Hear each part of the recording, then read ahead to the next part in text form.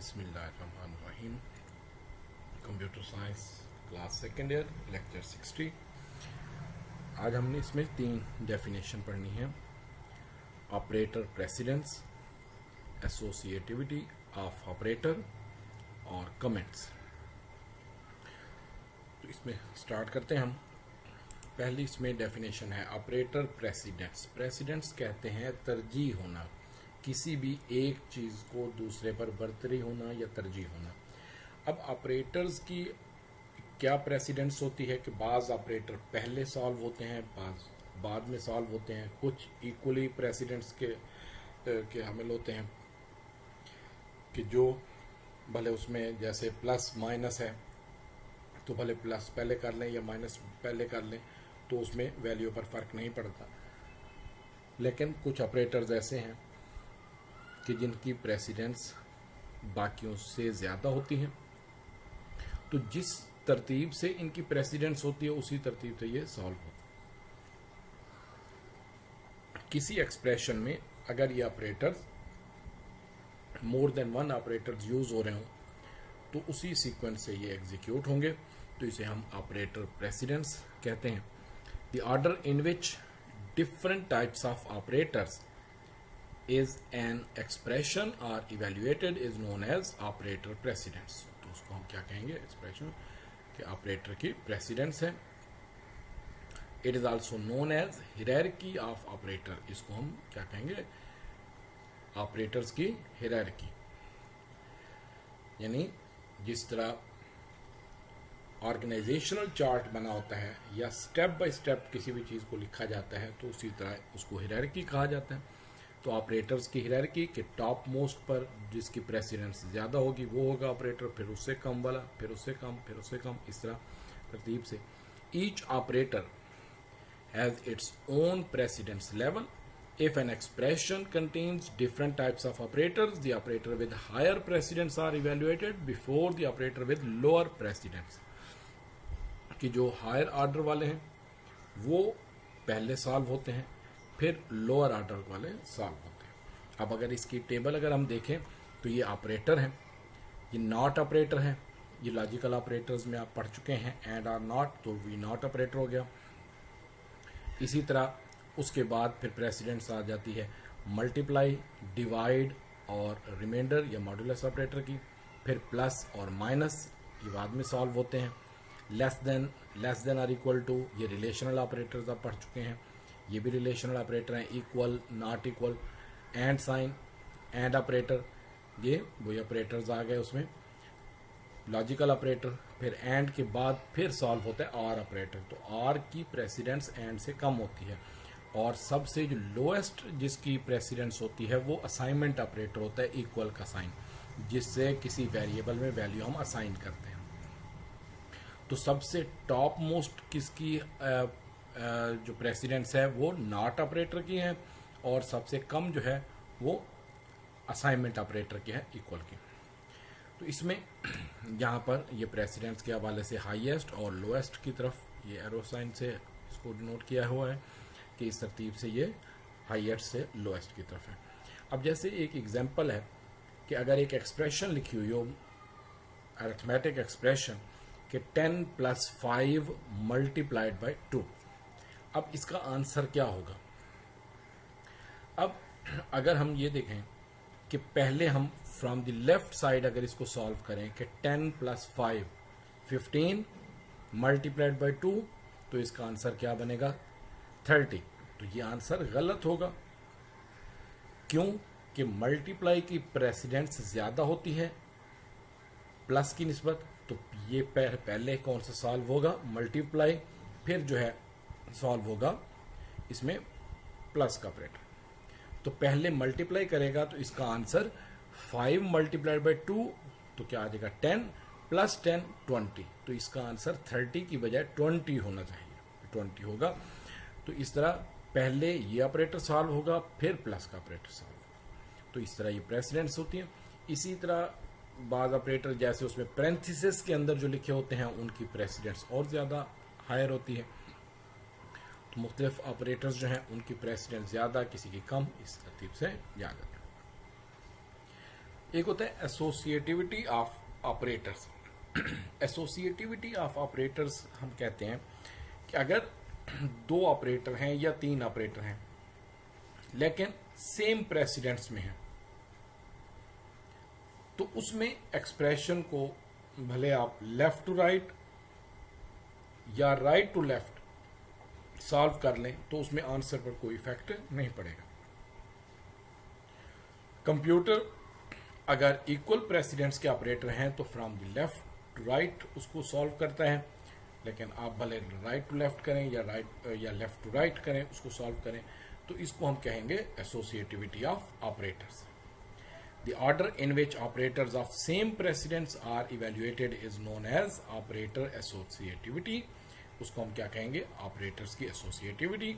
If an expression contains some operators that have same precedence level, अगर उसका same precedence level है, the expression evaluated either from left to right और right to left, तो उसको हम दोनों तरफ से आप सॉल्व करेंगे तो इस सेम आंसर आएगा।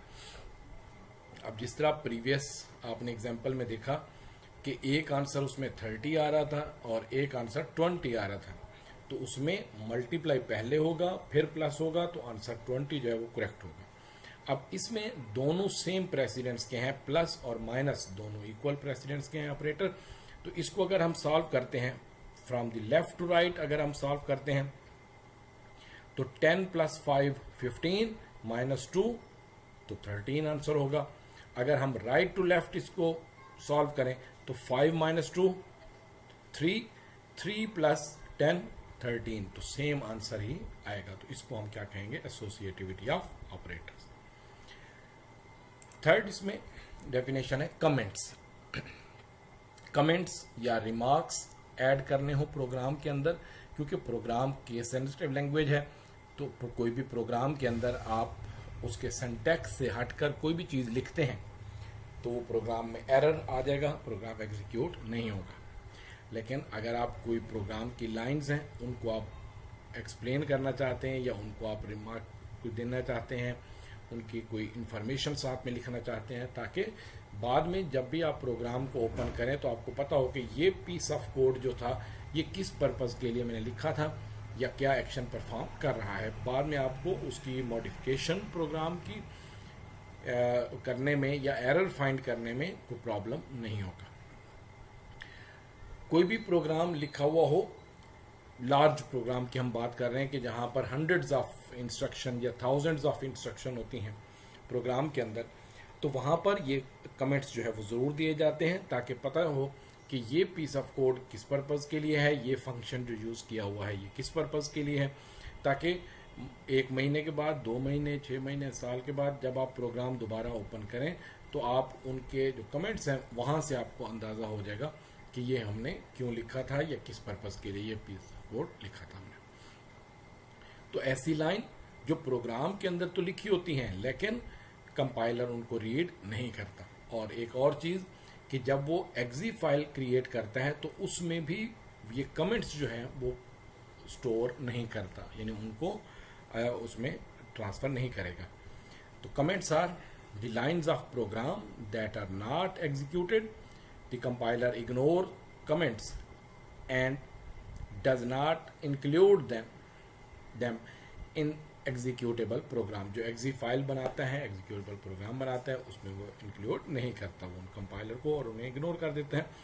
That is why the comments are notes about different lines of code that explain the purpose of the code. Code आपने क्यों लिखा है, प्रोग्राम क्यों बनाया है, तो उस लाइन को, क्योंकि प्रोग्राम में जब भी आप कोई अपनी तरफ से कोई सेंटेंस लिखते हैं, अगर अब जैसे प्रिंट एफ का फंक्शन आपने पढ़ा है, तो प्रिंट एफ के फंक्शन के अंदर अगर आप लिखेंगे तो वो तो जाहिर बात है प्रोग्राम के एग्जीक्यूशन में भी आएगा, आउटपुट में डिस्प्ले होगा। लेकिन अगर कोई लाइन को वर्ड हम एक्सप्लेन करने के लिए लिखते हैं और आप चाहते हैं कि उसको एग्जीक्यूट ना करे या प्रोग्राम के कुछ हिस्से को आप एग्जीक्यूट करना चाहते हैं, कुछ इंस्ट्रक्शन को आप एग्जीक्यूट नहीं करना चाहते, तो आप डिलीट करने के बजाय उनको कमिट भी बना सकते हैं, वो लाइन फिर एग्जीक्यूट नहीं होंगी।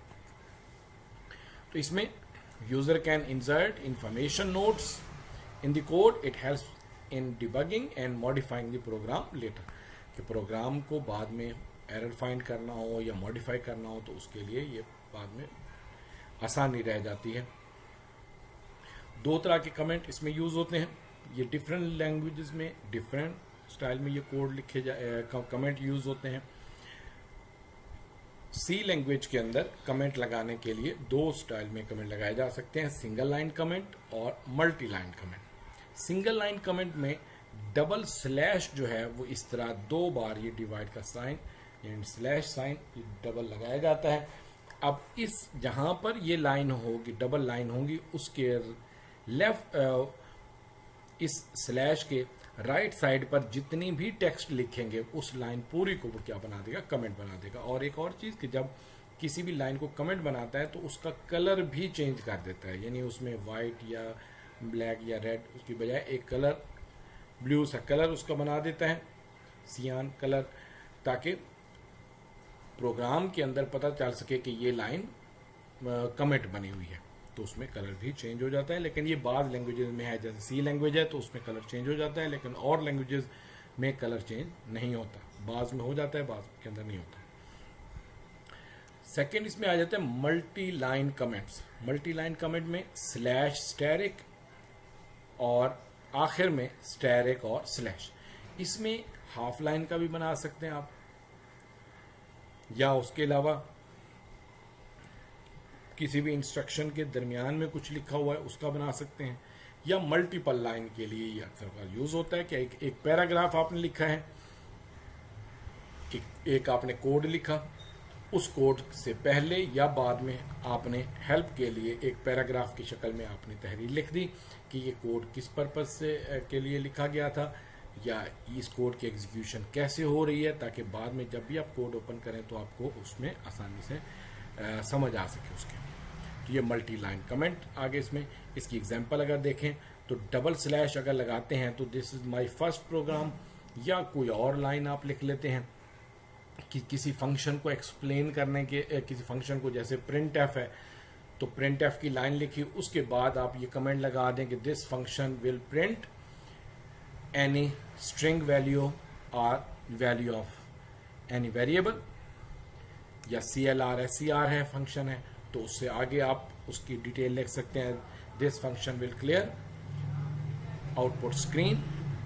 तो इस तरह कोई भी कमेंट लगाया जा सकता है। एक इसमें मल्टी लाइन कमेंट है जैसे स्लैश और स्टैरिक, फिर आगे ये 3 लाइन्स लिखी है हमने और स्टैरिक स्लैश। अब ये इन तीनों लाइन को इकट्ठा है, अब 3 लाइन है, 5 हैं, 10 लाइन है, तो हर लाइन को अलग अलग करेंगे तो हर लाइन से पहले आपको डबल स्लैश लगाना पड़ेगा। लेकिन इसमें यह है कि स्टार्ट और एंड के दरमियान में भले 10 लाइनें हों, 5 हों, 20 हों, जितने भी हों, वो लाइन्स को क्या बना देगा, कमेंट बना देगा। तो कमेंट ऐसी लाइन होती हैं जो एग्जीक्यूट नहीं होती, सिर्फ प्रोग्राम को एक्सप्लेन करने के लिए कि इस प्रोग्राम में क्या है, या ये इसमें जो फंक्शन यूज़ हो रहे हैं वो क्या एक्शन परफॉर्म कर रहे हैं, तो उसके लिए ये कमेंट यूज़ किए जाते हैं। यहाँ तक ये आज का लेक्चर था। जो नेक्स्ट लेक्चर है उसमें हमने टाइप कास्टिंग का जो लॉन्ग क्वेश्चन है उसको हम डिस्कस करेंगे, इस चैप्टर का जो लास्ट टॉपिक है। उसके बाद फिर हम आगे फर्दर जो इसकी एक्सरसाइज में प्रोग्राम दिए हुए हैं उनमें से पेपर में आउटपुट के तौर पर आते हैं, तो उन प्रोग्राम को हम 1 बाय 1 कंप्यूटर पर भी और वैसे उनको सॉल्व करके देखेंगे। सो ओके, अल्लाह हाफिज़।